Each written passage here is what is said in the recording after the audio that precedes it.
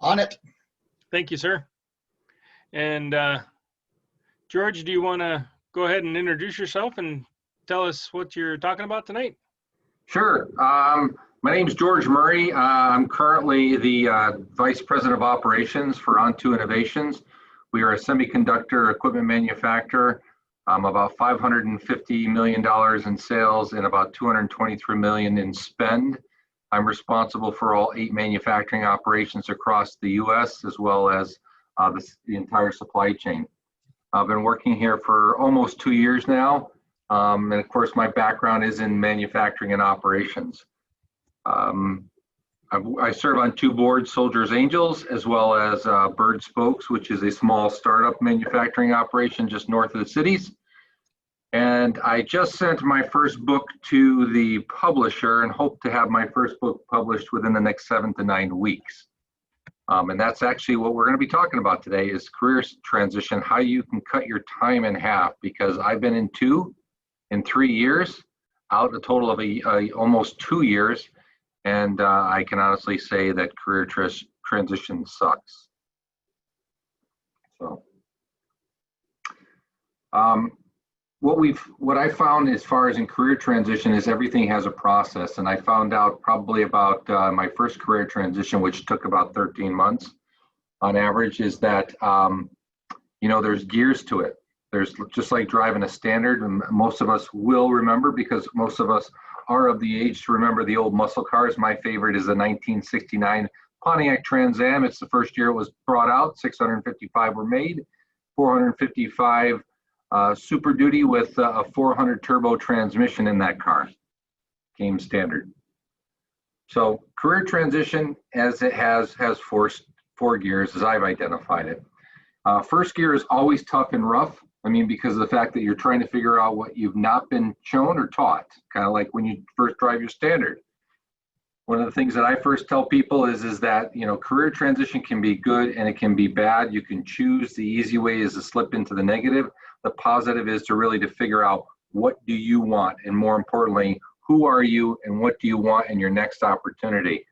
So really knowing yourself, the most important thing that I always tell people is take a nice 8x11 piece of paper just like this, draw 3 vertical lines, turn around way over in the left-hand corner, basically state, of the last job that you had, what are all the things that you liked about that role? It could be a title, it could be a pay, it could be the commute, it could be the culture, but identify that. And then skip the middle for a minute and then switch right over to the right-hand side, which basically, that is really the euphoria of your career. I say that if you were to win the lottery tomorrow, this is a job that you would love to do and you wouldn't care what you got paid to do it. And again, that could be title, it could be, situation, it could be pay, it could be anything, but make sure that you're clear. And then you come back to the center and you really you kind of take a little bit of the left and a whole lot of the right and come up with your ideal situation, so that when you go to network and you start to talk about your next opportunity, you really know what you're looking for. And I think it's extremely important for you to be somewhat specific in the role that you're looking to get. So the next is, what's your story? Up until COVID, it was really difficult for people to really come up with this answer. You think it would be very easy, but what happens is that either A, we haven't really transitioned from our last role, so we carry a lot of baggage, a lot of animosity and those types of things. We've got to take some time to process that. I tell people, take a couple weeks, figure out what you liked, what happened, learn from it, so that you can really develop a story within less than a couple of minutes as to why you left. I guess the positive thing there is currently right now is that COVID's really impacted a lot of jobs. If you've transitioned out from a civilian opportunity and looking for another civilian opportunity. But again, if you're coming out of the military, it's pretty simple to answer that story. I'm coming out, transitioning out of the military career, looking for a civilian opportunity. But make sure that story, you know it very clearly, and it kind of rolls off your tongue. Next thing I tell people is your transition to your future. I got to look over on my computer here. But what we're looking for is really just transitioning to your future, making sure that you prepare.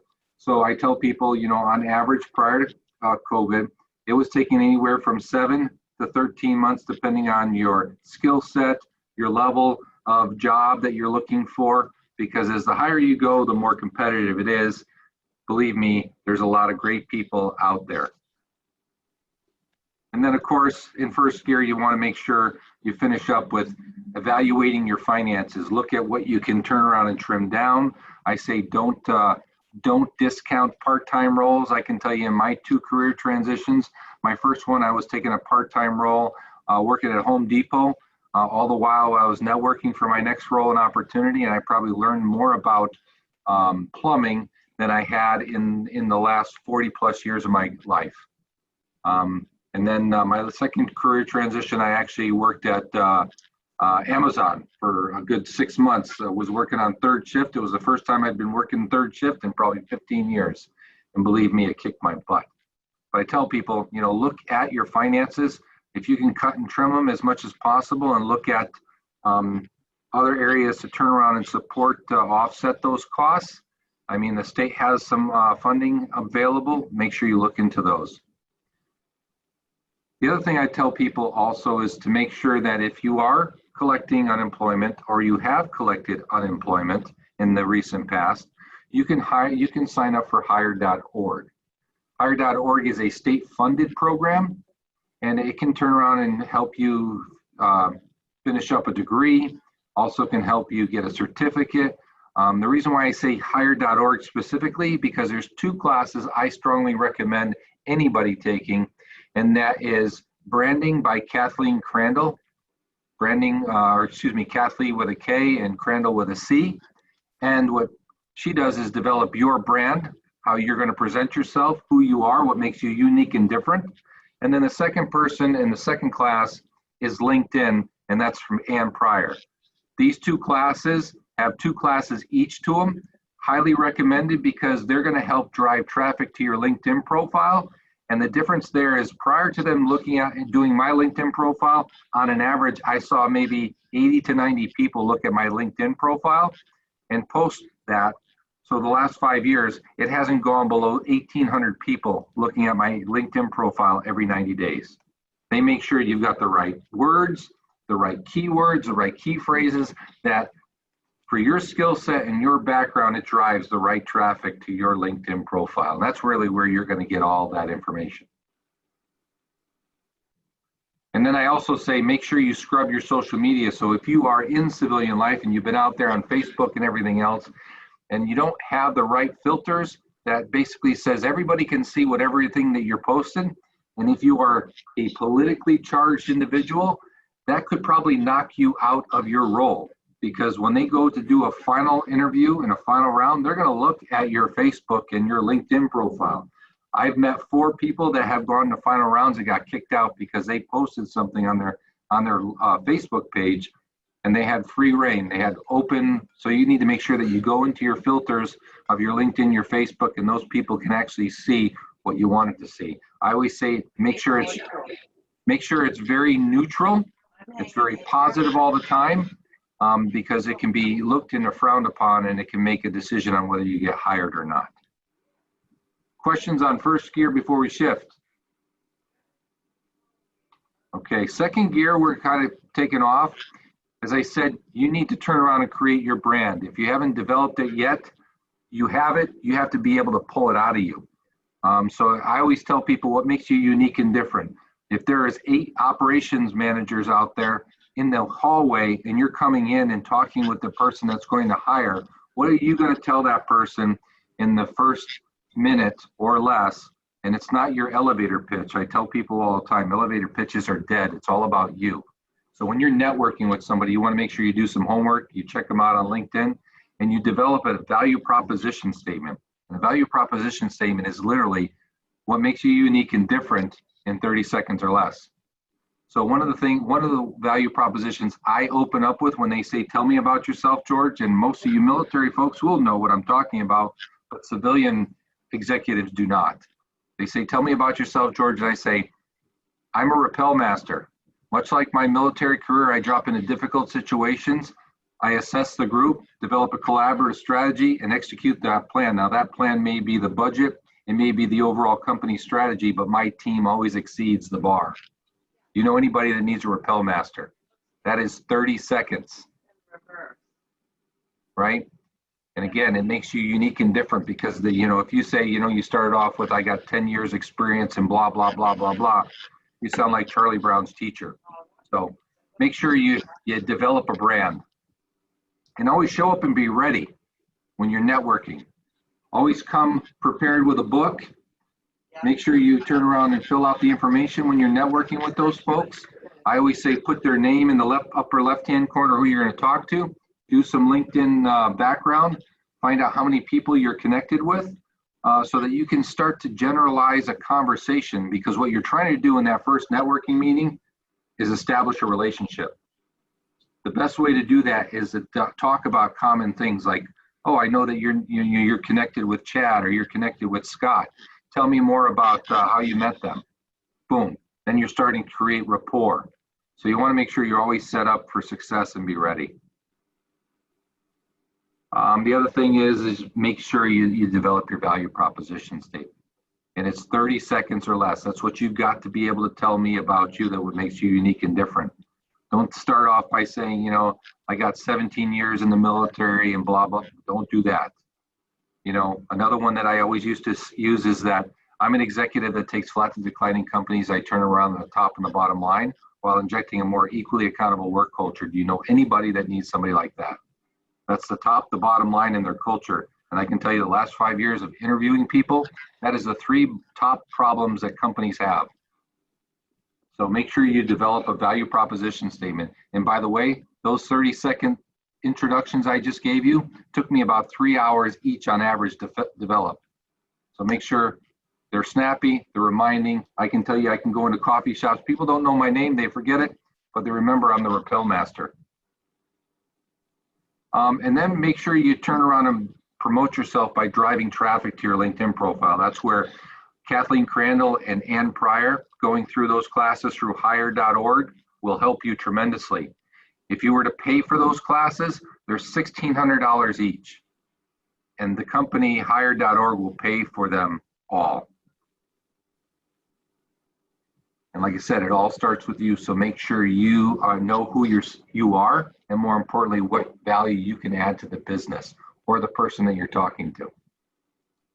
So we're cruising along. We're moving into third gear. And I always tell people, if you've left the military, which is extremely very structured process in life, or you've left your recent employer, you've left a career in an area that has a structured life to it. You got up at a certain time, you did certain things, you had certain goals and everything else. All of that is gone if you don't recreate it in career transition. So you got to create what I call the things that you have control over, and you have to create a day in the life. And what I mean by that is making sure that every day you have a schedule. You can do it through Gmail, calendar, and hook it up to your phone or whatever. I can tell you in first career transition, my calendar was more booked than any time in my previous jobs or in my companies that I worked for. It basically had reminders. It told me certain things to do at certain times and everything else. And I can tell you, if you develop a very structured day, you will have a very good, successful career transition, and you will land faster than the people that you're competing with. And always show up dressed to impress, because people are formulating their own opinions within the first 10 seconds, and you probably can't get much more out of that, right? The good thing is military folks tend to show up pretty sharp. They've got nice, great haircuts. They've got a very good disciplined walk about themselves. Always make sure that you show up. I always in career transition showed up in a shirt, a tie, and dress slacks. And no, I didn't send them cleaning. I always set the night before ironing, just like I did when I was back in the Army. But always make sure that you show up ready. And then, make sure that when you show up to those meetings, those network events, or the interviews, it's always positive, enthusiastic, and high energy. Now, don't go way over the top, but you know what? If you're like me, which I'm 52 years old, there is a challenge out there with people well over 50, but what you can do is offset that by not acting like you're going to retire next year when you're talking to people. I can't tell you how many executives that I've met who are on the backside of 50 and they sound like they're going to retire tomorrow. So make sure you have energy, enthusiasm, and a positive attitude all the time. And if you wake up in the morning and you're not feeling it, make sure you just call in, give them enough time and reschedule, because you only have one time to make a great impression. And as I said, make sure you create that day in the life. Every day, my calendar had a schedule. I got up, I ran. In my first career transition, after about 3 months, I looked in the mirror and I said, wow, who's gonna look and hire an old, ugly, fat guy like me? I was 6'3" and 75 pounds, heaviest I've ever been in my life, because I sat in meetings all day and I ate like crap and I slept like crap and all that other stuff.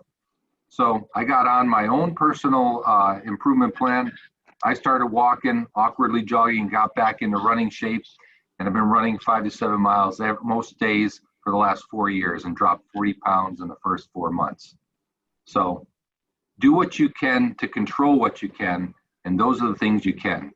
Take a good look in the mirror. Maybe you need to turn around and change your hairstyle. If it's been since the 1980s, since you've not changed it, it's probably a good time to change it. So you're cruising along, and for most people who are driving in a standard 1969 Pontiac Trans Am, they remember that before they had all the synchronization and automation and everything else, the engines, what happens is a lot of times either the engine starts to outpace the tires, or the tires outpace the engine when you're going down the hill. And you have to double clutch in order to sync the tires and the engine together. The same thing happens in career transition. You have to basically take a time out through these processes and evaluate and see what you can control, what you need to change, and what you need to adjust.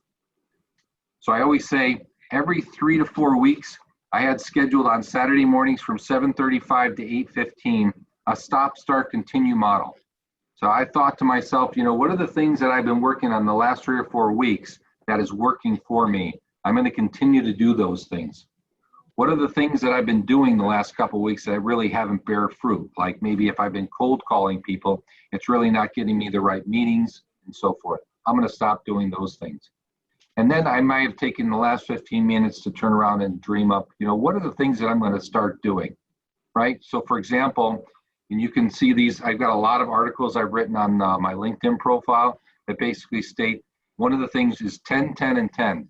In order for me to start my networking and my pipeline, I wrote 10 letters and 10 emails a day for probably the first, 10 weeks. So you can do the math, 500 people got a letter or an email from me, 10 each day, Monday through Friday. And out of those, 500 people, over 410 people I was able to network and sit down with face to face. Because of the fact that the letter was short and concise. It basically had 3 or 4 lines congratulating them on their recent promotion or their recent move to their new role. And then it had 3 or 4 lines that said, hey, I'd love to have coffee with you. I'm looking to turn around and network for my next opportunity. Would love to get your insights. Boom. I started meeting with those people, and those people introduced me to other people, and that created my network and my pipeline. So I always tell people, you want to make sure that you're top of mind, right? One way to keep top of mind when you're doing all this networking is every 5 to 7 weeks, I always tell people, all the people that you've networked in the last 5 to 7 weeks, including all the people that you're currently networked on LinkedIn, make sure you send them a brief update in email format. Make sure you blind copy them all, because no one wants to be on a big, huge distribution list. But this is a way to turn around and tell them, A, what you've been up to, and B, what you're still looking for, because time happens and people, they don't try to forget you, or they don't want to forget you. The fact is that time passes. It's important for you to keep top of mind. So what I would do is I would send them 3 or 4 lines saying, hey, you know what? I networked with Patrick, Nick, and Chad this week or the last couple weeks, and they were able to introduce me to these folks.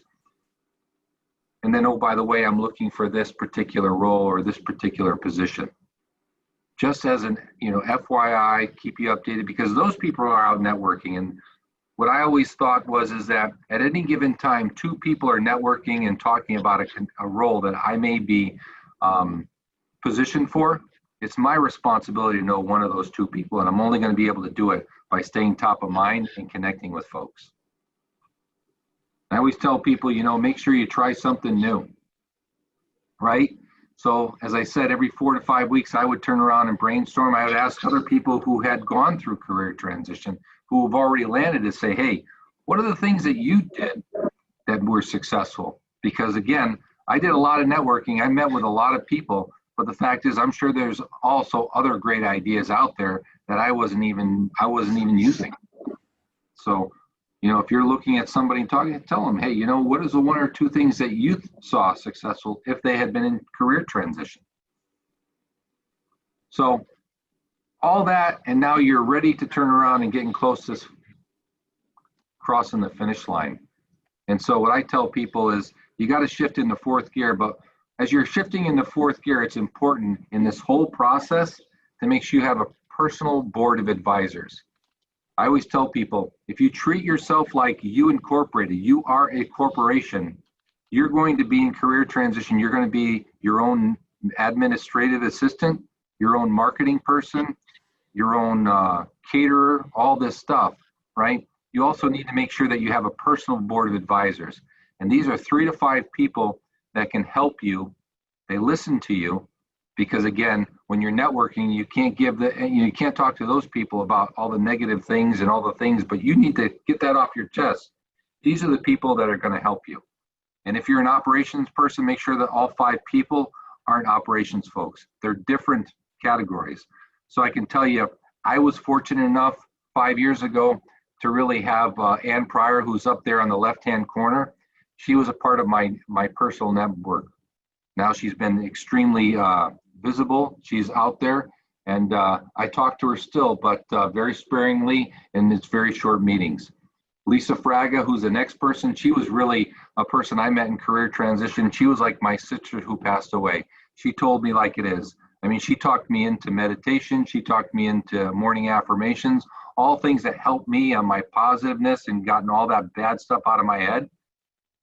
And she was able to tell it to me straight. She's like, shut up, George, do it for 30 days and then come talk to me. Alan McClellan is in the middle. He's the CEO of Sage Glass. He runs a $1 billion organization. And I was fortunate enough to actually cold call him one time and meet with him. And I've met with him several times since then. We developed a really great relationship. And I continue to use him today in my current work environment when I have some challenges. It's just a great guy, and he was just wonderful. He had a very servant leadership approach. Jenny Jeffords is an energy coach. She was one of the people that if I was having a bad day, if somebody called me and said, hey, that dreaded phone call that said, hey, you know what, we really appreciate your time in interviewing, but we decided to go in a different direction, and I'm sure a lot of us have had that. I always could call her, and she could turn around and get me on cloud 9 in about 5 minutes. And then, of course, my financial advisor was Ryan Carlson. He was a really great guy. He works at BMO Harris. I met him in my first career transition, but that was mine. So you guys need to find out who are the 3 of the 5 people that you can rely on, that can help you develop your pipeline, your people, help you introduce other people to you, and keep you networking, especially when things get a little low, right? I also tell yourself to turn around and network and try to connect with Uber networkers. What I mean by Uber networkers are people like Alan Hill, who knows just about everybody in Minnesota. Those are the people you want to turn around and talk to. You want to reach out. Lonnie Goulden is another person. Harry Urschel from Grace Church. Those guys have been in this particular business of helping people for a number of years, and they know a lot of people in a lot of industries. Those are the people you want to connect with. And I would say go back to them every 5 or 7 weeks and say, listen, you know what? My pipeline's weak this week. Can you help me introduce me to a couple of people in the private equity firm or in distribution or in the warehouse industry, those types of things.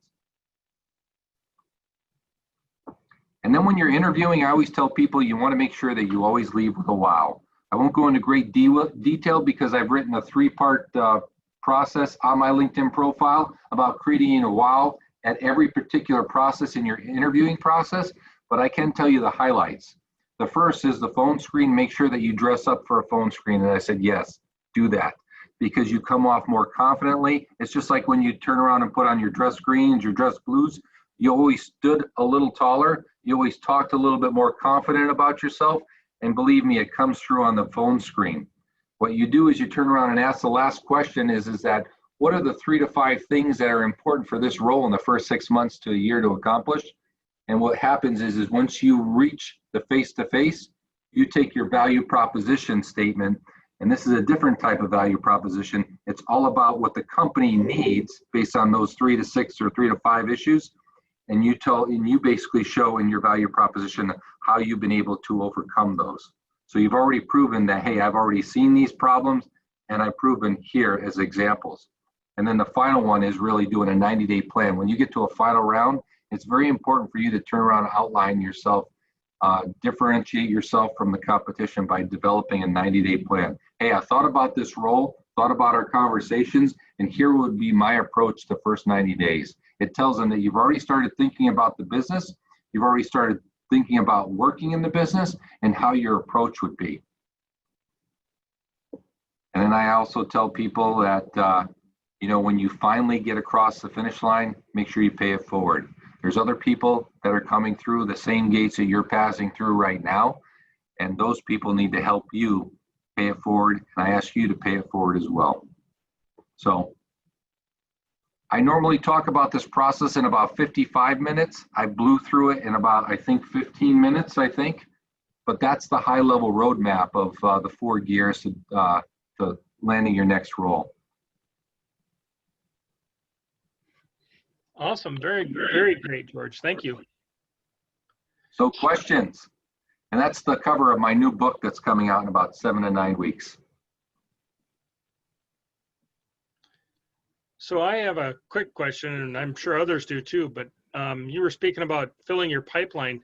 How did you go about identifying people in LinkedIn or through who you're going to mail to, or what? How did you actually start filling that hopper with prospects? Sure, that's a good question. It's actually in my article that I wrote on my LinkedIn profile, but I will tell you that I actually took the Monday business section of the Star Tribune. It basically in the middle or towards the back, it has the movers and the shakers. It's people who recently got promoted or recently took on a new role in a company.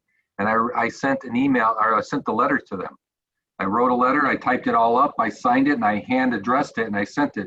Now, if you didn't know the address, especially if it's like 3M, well, you could just send it to the main 3M address, and it will finally get through their distribution.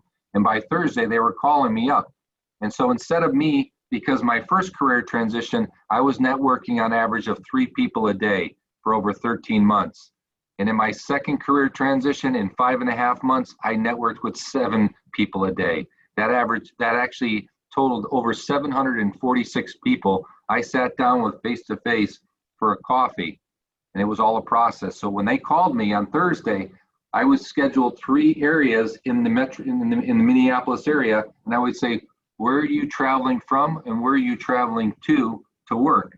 And I'd always strategically schedule them. It sounded like I was accommodating them, but more importantly, they were accommodating me. So I would go to one coffee house in the morning, hit 2 or 3 interviews or introductions and meetings, and then I would turn around and go to another one for another 3 or 4. So instead of traveling 7 times a day, I was only traveling maybe 2, 3 times a day. Very nice.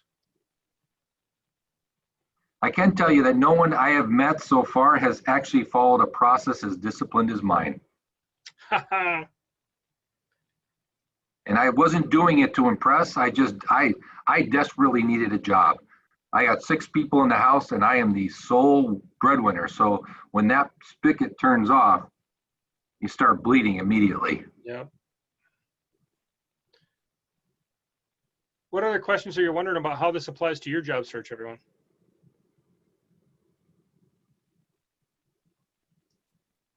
I always say start with, when you're networking, don't start with your resume. Truly start to connect with the people. Listen to people 70% of the time in that first networking meeting. Ask them open-ended questions, really get to know them, take notes, and follow up once after you meet them and say thank you for your time, because the most important thing and the most expensive thing is not money, it's time. So when people actually give you time, they don't get that back. So make sure that you make it memorable for them, and you help them and you listen to them. Hey, George, this is Patrick. Did you take a resume with you, or did you take one of those like targeted one pagers?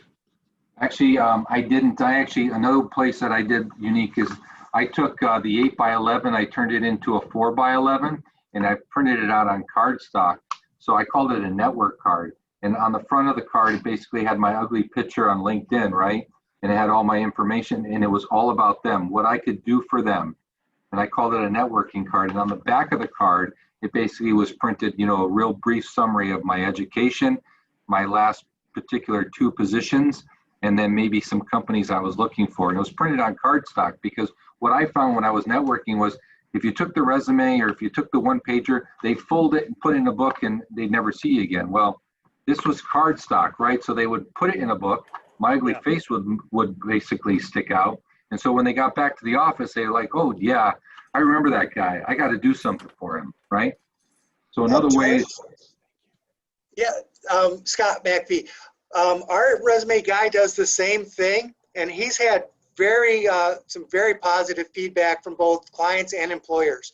That's an excellent idea.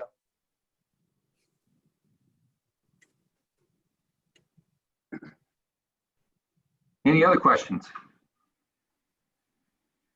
What I tell people is when you're networking, what you're trying to do the first time is establish that relationship so strong that you're creating cheerleaders out there looking for the next opportunity. So if you're a logistics manager or whatever, the first time somebody says, hey, I need a logistics manager, they're going to say, hey, I know this guy or I know this girl. And that's what you're trying to do.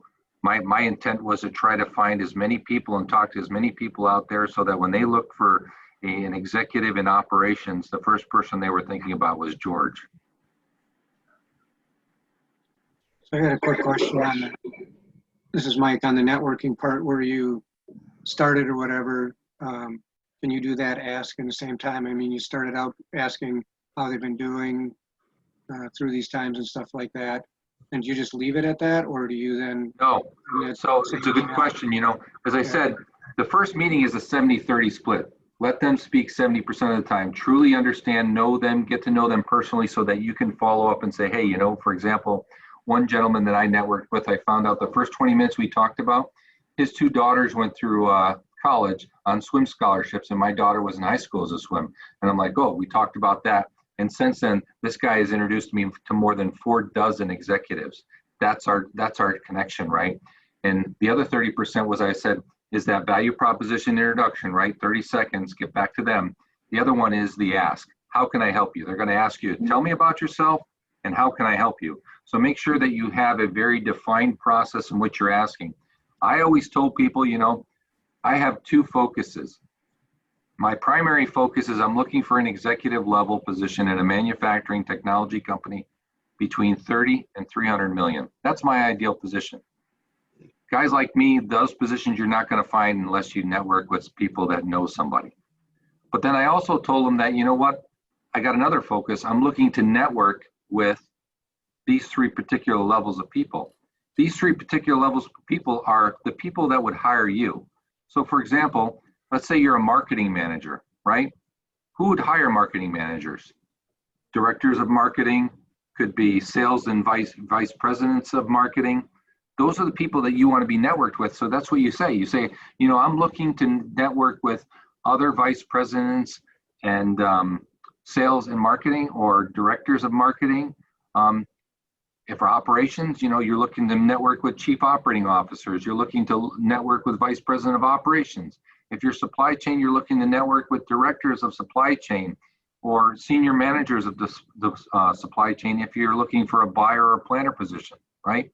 So you really got to think about that and structure your ask very clearly. Great, Bless thanks. you, Nick. George, this is an excellent presentation. Thank you so much. I have a little bit of a different question. Sure. When folks ask us about networking here, is it possible to help someone find connections to network for culture in an organization instead of to network for a certain amount of money, a certain type of job, a certain level? Can we help someone find a connection in terms of networking for culture of a company? That's a good question. I don't think anybody's ever asked me that question before. It's always either a position or, you know, they're looking for a specific industry. I'm sure it's possible. But the fact is culture is so fluid and it's so perspective, right? So, you know, the way I look at a company might be different the way than Alan looks at a company or Patrick looks at a company, right? So it's important for you to maybe, I always tell people, if you're really interested, there's certain companies you've got to have, like, you got to network with a small workforce, right? Like if you're trying to get into 3M, you probably need to know at least 4 or 5 dozen people at 3M before you actually get a call. I think what you have to do is you research from a culture perspective through Glassdoor. You know, you got to take it with a grain of salt because we're in a society that people tend to turn around and promote the negative and not the positive, right? But I definitely think, you know, with Glassdoor, you can see a little bit of both. It's still heavily skewed on the negativity perspective, but I think that can help you clearly identify what types of culture based upon the feedback you're seeing. Thank you. If I can ask one follow-up question. If you were in an interview and you wanted to, a networking interview, and you wanted to ask someone about leadership, if that were your goal, you wanted to work for a good leader, what might those questions sound like as you were kind of networking and connecting? Well, I think it's part of the process in which I talked about first here. You got to try to understand that maybe that is, you know, you're looking for a particular leader. Maybe you don't want a yeller and a screamer and a barker like, you know, the drill sergeant we had in the military, right? So that's, you got to make sure that you can do your research. Like, for example, there's a couple of executives out here, what I would consider servant leaders. Hubert Jolie did a huge transformation for Best Buy, and he basically turned over the entire operations to Corey, who's been a CFO, or she's been in the company for close to 20 years, right? Very successful and doing a wonderful job in her first couple of quarters, right? But that was what I would call, you know, I'm going to date myself, but it was like kind of the Little Rascals. It was a He-Man Women's Hater Club before. All guys, white males over 50, sorry, but that's really what it was. And he came in and totally transformed that, put diversity into it. And he took that company that was literally on the brink of bankruptcy to really competing against Amazons of the world. No one would have ever thought that in any given time. And not only that, but he's transformed, and he's actually an executive working at the Harvard Business School and training and testing for other folks. Another individual that I actually shared was Alan McClellan. He's very much like Hubert Jolie. If you follow him, like I do on LinkedIn, everybody wants a picture of him because he's a servant leader. He's always on the manufacturing floor. Same thing with Patrick McHale. Patrick McHale is the CEO of Graco. He started in the operation more than 20 plus years ago as a CNC supervisor and moved himself all the way up to the CEO. And he has taken that stock to where no other CEO in the past has taken it. But he truly engulfs the servant leadership style. He's not a yeller, he's not a screamer, he doesn't demean, he's got a diverse culture. So I definitely believe if you really define the kind of leadership that you're looking for, those are the things that you can go out and search, and you can network and talk to people and say, you know, maybe you do want you want it straightforward. I can tell you my history. I worked for 2 German companies, and Germans are very much like private equity firms. They really don't care about culture, people, and everything else. It's all about black and red numbers and the EBITDA. That's it. If you're making your budget and everything else, everything goes well. If you're not, then you're out, then they're going to bring in somebody else.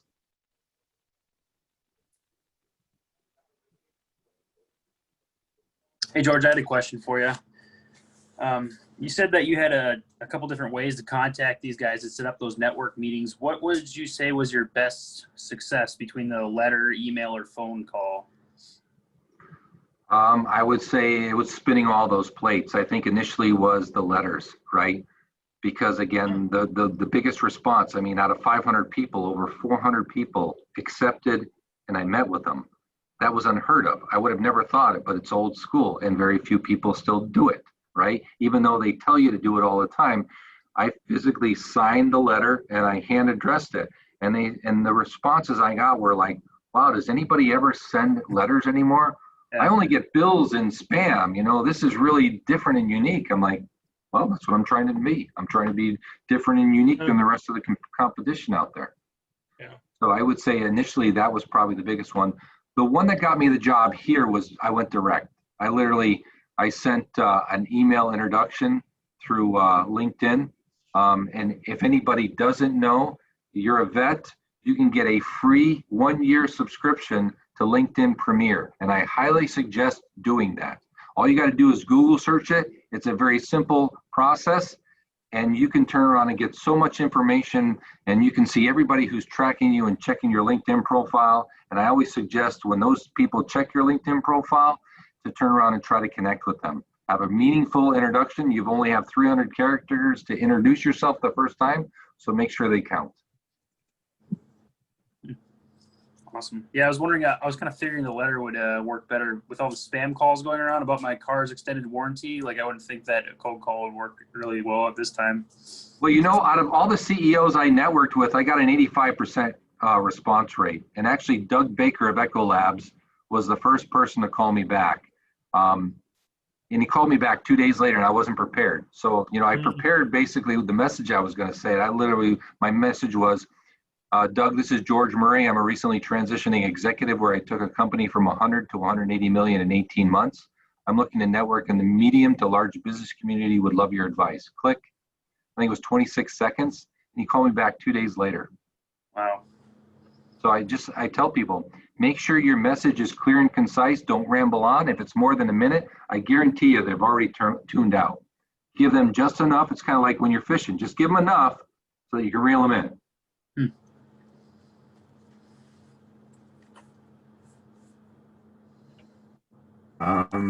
How would you go about finding people in the trades, like journeymen, like electricians? Yeah, that's a good question. I would say, look at some of the local feedback.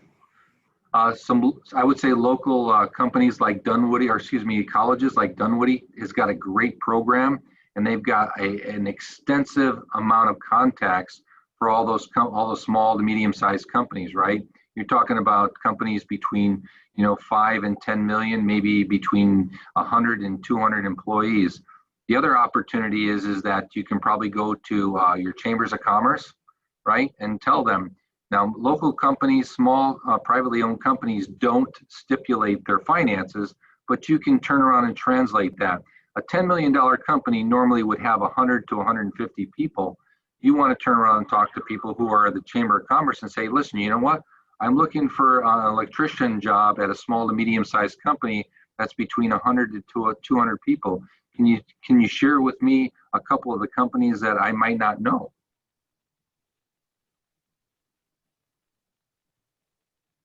Thanks. That helps. Yeah.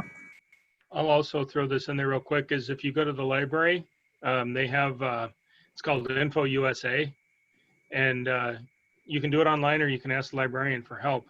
Is you can sort and slice and dice by zip code, by industry code, by pretty much everything, and including employee size and sales size. And it's an estimated revenue size, so definitely don't say this is the number that they make. They don't know. It's just an estimate.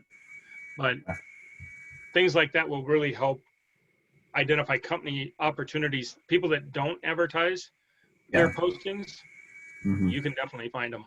I always tell people also to get a library card. It's in my book too. It's not the old library like the 1980s and 90s. It's all high technology, and you can't imagine. And plus the fact you can turn around and schedule rooms if you want to do networking. You can schedule rooms on there as well.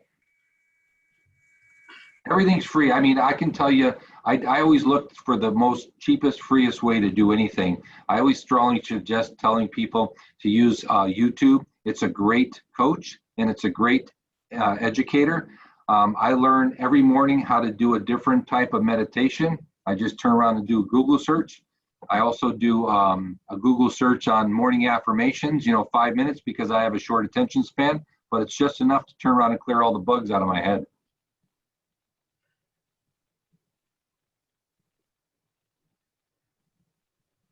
George, will you just give us a kind of like a pithy nutshell view of your book that's coming out?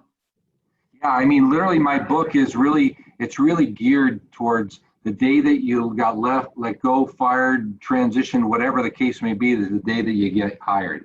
All the things that you should consider, right? Or, you know, for example, do you tell your kids? I mean, my kids were old enough that they knew that dad was always at work. So this is kind of funny, you know, that dad's always here. So it was a learning experience for them. I took the time to tell them, I said, listen, you know what?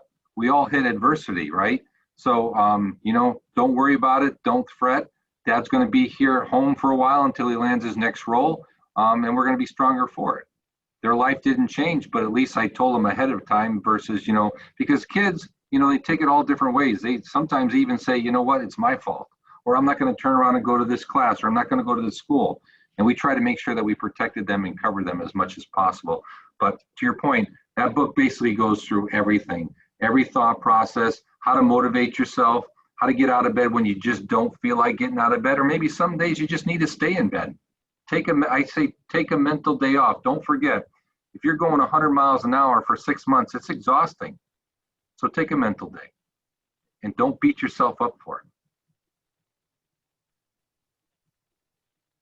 it. Hey, George, this is Alan. I did a presentation on this just last week on metrics. I'm wondering, did you have any recommendations for metrics in there? Everything I had was a template, right? And I measured everything. So I measured how many people I got networked with on a daily basis. Like I said, I averaged 7 a day my last transition for 5.5 months. And to this day, I have not met anybody who's done it for that many for that long.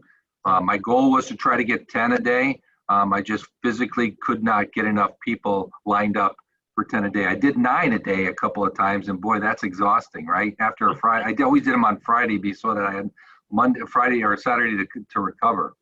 But I also turned around and just, you know, had templates to measure, you know, my progress of, am I going down the right path? You know, is this really giving me, you know, the opportunities that I need? And I shifted, you know, my ask a couple of times.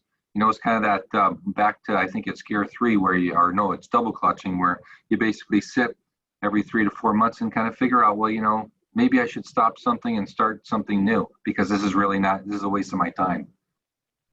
So it's just, it's a self-reflecting, you know, every 3 to 5 weeks. Thank you, George. Yeah. Any other questions?